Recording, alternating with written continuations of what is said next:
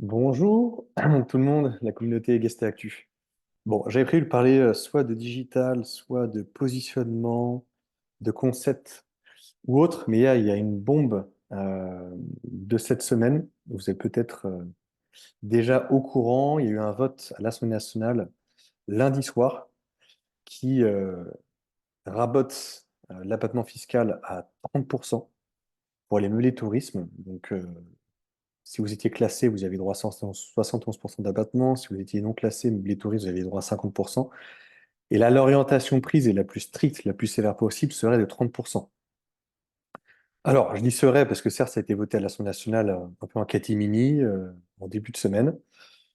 On a tous été surpris, le gouvernement également. Est-ce que c'est l'impact dont j'avais déjà parlé du reportage sur complément d'enquête? Bon, je pense pas vraiment. Je pense qu'il n'y a pas que ça, mais bon, peut-être un petit peu aussi de cette explication.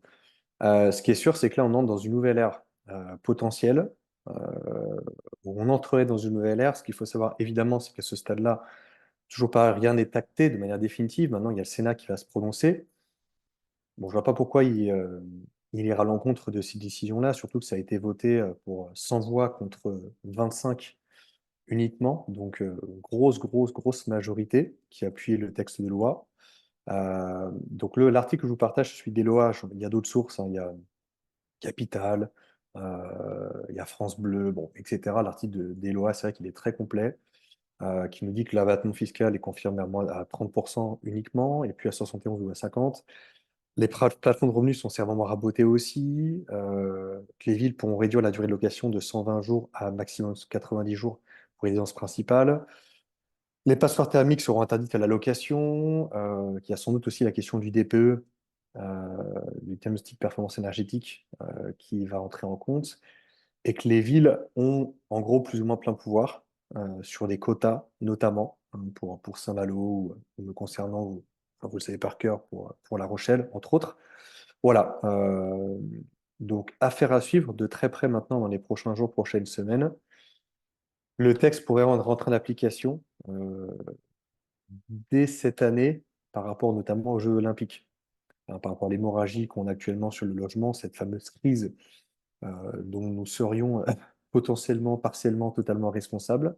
Voilà. Donc, ce qui se passe malheureusement, c'est quoi? C'est qu'évidemment, euh, ce texte-là va clairement affaiblir les petits exploitants, ceux qui sont jusqu'à maintenant micro-BIC, hein, micro-fonciers. Par contre, ceux qui sont des profils plutôt investisseurs, qui sont déjà en statut de société, finalement avec une comptabilité, bon, ceux-là, ils ne sont pas concernés parce qu'ils sont au régime réel.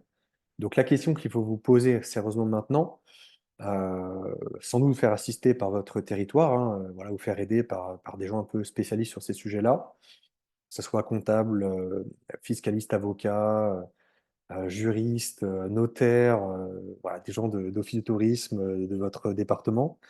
C'est ce que vous faites, quoi. Est-ce que mathématiquement, vous continuez sur un statut qui basculerait sans doute à 30% de battement fiscal sur vos revenus générés par votre meublé tourisme, que vous soyez classé ou encore une fois pas classé? Seules peut-être les zones très rurales parmi vous pourraient bénéficier toujours des 71% d'abattement. Est-ce que vous basculez sur un régime professionnel avec sans doute une comptabilité donc simplifiée ou un régime au réel, avec des notions d'amortissement, de charges, etc., mais qui pourrait être fiscalement beaucoup plus intéressante que rester sur le battement minoré faible de 30%.